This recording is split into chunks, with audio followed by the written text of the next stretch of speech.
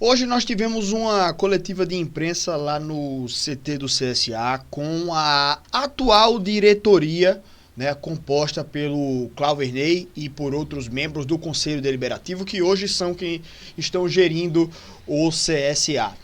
Vou trazer um pouco das minhas impressões sobre essa entrevista coletiva aqui agora e o pronunciamento deles, mas de uma maneira geral, primeiramente, eu já antecipo que eu achei que essa coletiva foi muito mais uma cortina de fumaça que a gestão trouxe aí, porque estavam querendo dispersar o protesto que tinha sido marcado para amanhã, que eu já acho que não daria em muita coisa, mas eles quiseram tentar dispersar o máximo possível, dividindo ali as atenções.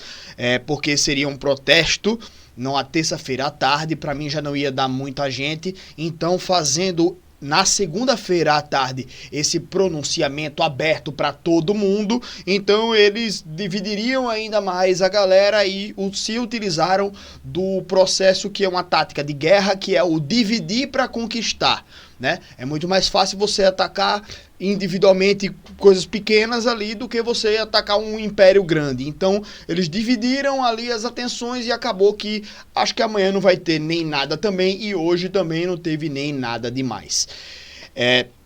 E tudo que eles falaram nessa coletiva foi sempre naquele discurso do torcedor eufórico, de que a diretoria anterior era uma diretoria temerária, que estava desgraçando o CSA e que eles precisavam intervir o mais rápido possível.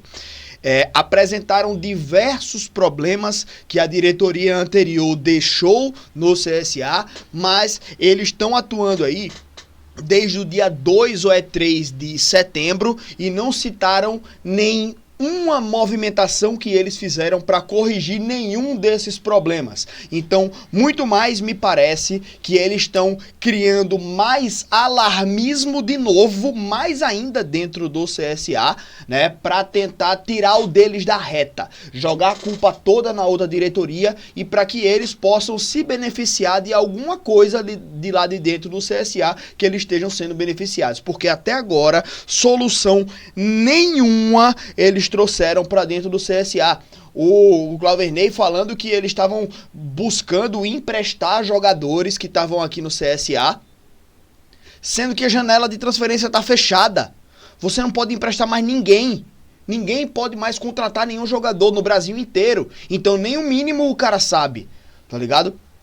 Ele falando que tem jogador que tem contrato até o ano que vem, que tem empréstimo até o ano que vem e que tá bom. Por que não resolveu isso com a janela fechada? Com a janela aberta, quer dizer, por que não resolveu quando a janela estava aberta? Tinha que ter resolvido isso rápido, mas não, destituiu a presidência para por impulso, né, do torcedor maluco que só quer fora todo mundo ali, né, o mais rápido possível, mas ele foi totalmente impossível, né, ele destituiu a presidência, atrapalhou essa questão das rescisões contratuais com os jogadores, e agora o time do CSA que tá pagando o preço, tendo que pagar um monte de jogador sem jogar. Aliás, se eu sou dirigente do CSA, eu pego o jogador tudinho e diz, olha, tem contrato aqui, não quer rescindir, todo dia no CT, 8 da manhã, e só sai 6 da tarde, todo mundo treinando 2 períodos e eu quero que se vire, segunda a sexta, né? Porque CLT, aí não pode ser os 7 dias na semana, porque se pudesse botava todo mundo pra treinar os 7 dias da semana, todo mundo, às 8 horas por dia, mas não pode, né? São 44 horas por semana, então mete 8 horas por semana, 8 horas por dia ali durante a semana, segunda a sexta, e sábado 4 horas também ali pra treinar esse campo de vagabundo que tá aí só chupando sangue do CSA, tá bom? Mas enfim, não fizeram isso. Agora, vamos lá. Falar um pouquinho sobre cada um dos pontos aí dessa reunião, né? Já agradecendo a presença de todos vocês aqui mais uma vez, né? E dá o like, se inscreve aqui no canal e vamos lá.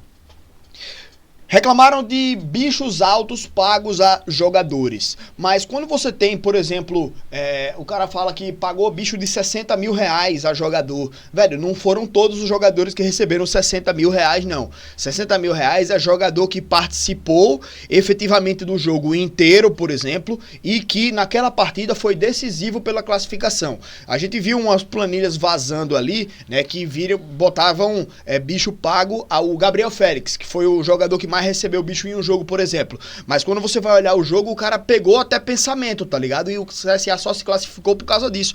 Aí você diz, não, tá pagando um bicho alto para os jogadores, mas, velho, você recebeu 3 milhões de reais, não vai pagar uma graninha pros caras? E quando você vê ali, tipo, de 3 milhões pagou 1 e pouco. Então é melhor um pássaro na mão do que 2 voando, né? Então, nada mais justo do que você pagar para os jogadores que classificaram o clube e colocaram dinheiro no seu caixa, você dá uma bonificação para os caras ali também, né? E em todas as situações são assim, né? Só jogador que é desse jeito não. Garçom recebe 10%, vendedor de loja recebe comissão, gerente comercial recebe comissão quando ele fecha uma venda. Então, em todos os setores, tem gente que trabalha para ganhar comissão também, tá? Então, no futebol não é uma diferença, beleza, galera? Então, que fique isso bem claro. O comércio é assim, o dinheiro move o trabalhador, beleza? Então, não é questão de ser mercenário ou não, tá? Aí falaram também que diretor recebia bicho, aí eu já discordo também, mas dividia bicho também com o pessoal da cozinha, por exemplo. Aí todos os funcionários recebiam bicho, aí os funcionários que recebem pouco eu até entendo, mas diretor, não, aí eu também discordo disso. Falaram que tinha bicho pago a diretor e que não tem comprovante de que o diretor distribuiu esse bicho exatamente para os atletas. Pagou para o dirigente, para o que o cara pegasse esse dinheiro e distribuísse para os atletas e não tem um comprovante de nada disso. Aí é uma acusação grave e séria que tem que ser avaliada, tá? Porque tem o comprovante do pagamento para o diretor e não tem a redistribuição disso aí. Mas é uma acusação que precisa ser defendida pelo diretor que ele está acusando, certo? Mas é uma acusação grave, precisa ser investigada. Retirada de documentos do CT do CSA, depois do jogo contra o Brusque, que decretou o rebaixamento. E arquivos das câmeras do CT apagados. Isso daí também é grave, né? Uma acusação que precisa ser investigada. Isso é grave, porque se apagaram documentos é porque queriam tirar rastros de alguma coisa, né? Então isso daí precisa ser investigado também.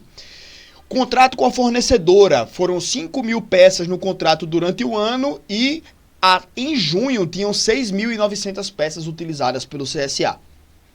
Isso daí também é um erro, né, que precisa ser investigado se isso forem números reais, tá?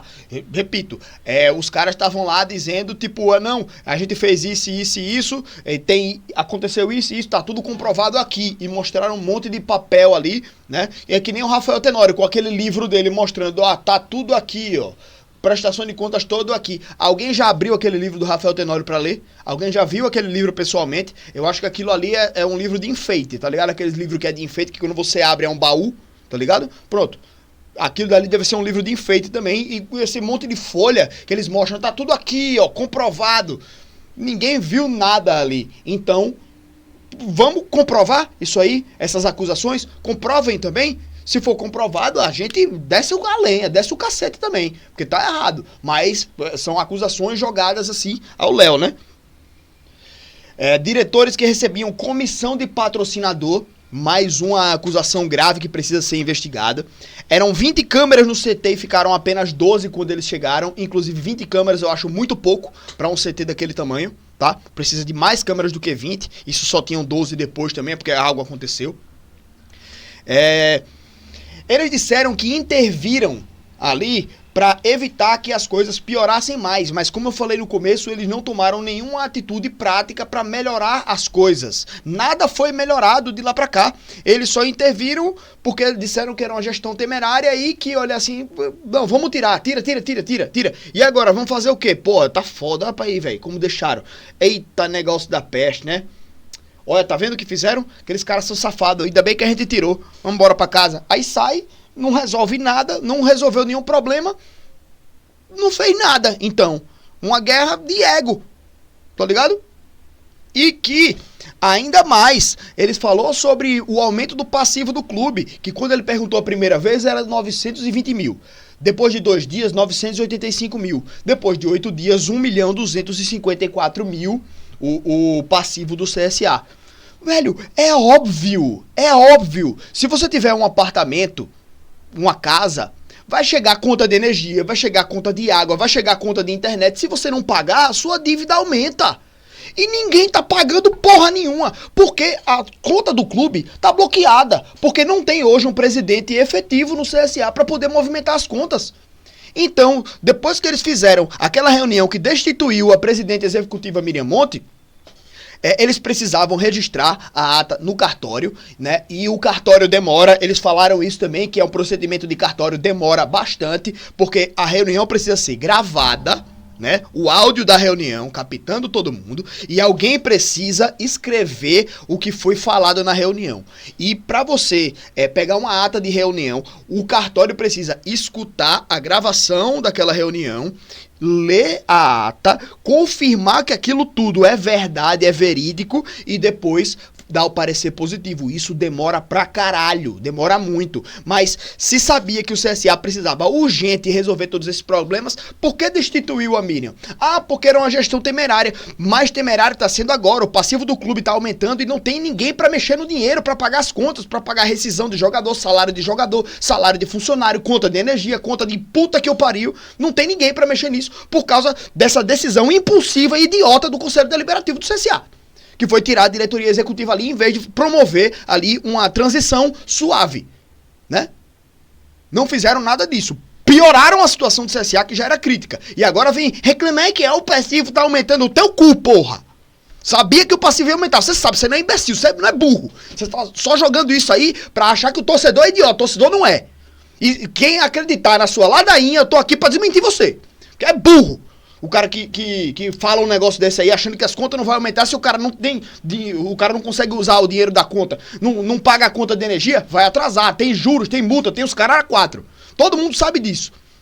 Tem conta pra pagar. O passivo tá aumentando porque não tem ninguém que consiga mexer na porra da conta pra pagar as contas. Imbecil. Claro que vai aumentar. Porra. E aí, trazem de volta o Bonatelli. Beleza. Foi um cara que trabalhou bem no futebol no ano passado. Espero que ele esteja trabalhando bem nesse ano também. Mas trouxeram ele depois que a janela já fechou. Então, como é que ele vai resolver contrato de jogador que tá aqui? Ele vai dizer, ó, velho, vamos rescindir o contrato, quero ver. Vou não. Oxi, tem um contrato para receber até novembro? Vou rescindir agora por quê? Só se você me pagar tudo que eu tenho a receber. Senão eu fico aqui. Tá ligado? Então, trouxeram o Bonatelli pra tentar ajudar um pouco aí no futebol, beleza, é um cara muito bem articulador, o Bonatelli, gosto dele, inteligente, tá ligado? Mas que trouxe num momento que ele não tem muita coisa pra fazer, não tem muito o que fazer, o Bonatelli. Mostraram ali o CT danificado, Matagal e invasão com furtos por causa do Matagal e tal, não sei o que. Então, isso daí também é algo que a diretoria anterior deixou meio que largado, né? E que agora eles precisam corrigir isso. O que é que eles fizeram para corrigir isso? Nada, né? Nada. Enfim, falaram sobre empréstimo não autorizado com agiotas, né? O cara que tava no vídeo, lá pro lado direito, no vídeo da Gazeta, né? Lá no lado direito do vídeo, ele citou, esqueci o nome dele, perdão, que o CSA pegou empréstimos não autorizados com agiotas, né? Mas que a gente já viu em alguns momentos que a diretoria anterior pegou empréstimos com membros da diretoria, da própria diretoria. Não são agiotas. Quando a gente fala de agiota, a gente já imagina aquele bandidão criminoso que lhe dá dinheiro e na outra semana vai lhe cobrar. Se você não devolver o dinheiro, ele quebra a sua perna, né? Se você não devolver na outra semana, ele quebra o seu braço, tá ligado? Você fica fudido lá pra pagar o cara. Então, assim, o que eu entendi que aconteceu foi que o CSA pegou dinheiro com alguns diretores botaram dinheiro ali, pra lá, pra cá, tal, não sei o que, pra agilizar as coisas quando tiveram alguns problemas. Isso aí foi o que eu entendi. É alguma irresponsabilidade financeira? Alguma irresponsabilidade fiscal, principalmente? Acho que é, mas que não pra todo esse alarde que ele fez aí chamar de agiota, tá ligado? Isso daí acho que gera um termo que confunde as pessoas e acho que o CSA tá envolvido com agiota, pegando dinheiro emprestado com agiota. Pelo amor de Deus também, né, gente? Não tem prazo para eleição, né? Mas a diretoria está afastada e o prazo são 90 dias, podendo prorrogar por mais 90 dias. Mas eles disseram que querem fazer isso o quanto antes, né? Espero que seja o quanto antes de novo, mas os caras estão perdidos. Não tem nem prazo para fazer novas eleições. Querem resolver os problemas para depois fazer eleições. Porque não deixou a gestão anterior resolver os problemas que tinha para resolver e fazer a transição mais suave possível. Agora estão aí correndo atrás do tempo, correndo atrás do próprio rabo, né? Aquele cachorro que corre atrás do próprio rabo ali, né? Pra tentar resolver algum problema, não consegue resolver nada e o CSA que tá se fudendo aí. E pra finalizar, eles confirmaram que a ata do conselho tá demorando para sair lá no cartório, atrapalhou a movimentação das contas. Então foi um atestado da própria imbecilidade desses caras que estão aí na frente do CSA, porque eles sabiam que o negócio do cartório demora para sair. Eles sabem disso, velho. Quem mexeu em alguma coisa em cartório sabe que essa porra demora para sair, sabe? Eles sabiam que isso ia demorar. Sabiam que as contas iam ficar bloqueadas porque não ia ter ninguém à frente do CSA oficialmente durante todo esse momento, né? E aí fizeram do mesmo jeito. Uma grande irresponsabilidade com o CSA. Enfim, quem sofre é o torcedor. Quem tá fudido é a gente. Esses caras aí vão meter a cara, postar como salvadores da pátria aí do CSA, como muitos fizeram aí de uns tempos pra cá.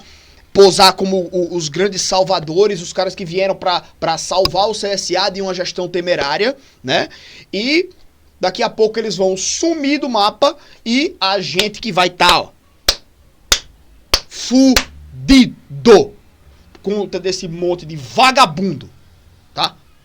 Mas é isso, gente. Terminando o vídeo aqui de hoje, vou me arrumar que eu vou jogar bola ainda, tô atrasado, tá? Muito obrigado pra todo mundo que tá presente aí no canal, tamo junto e até a próxima, meus queridos. Valeu!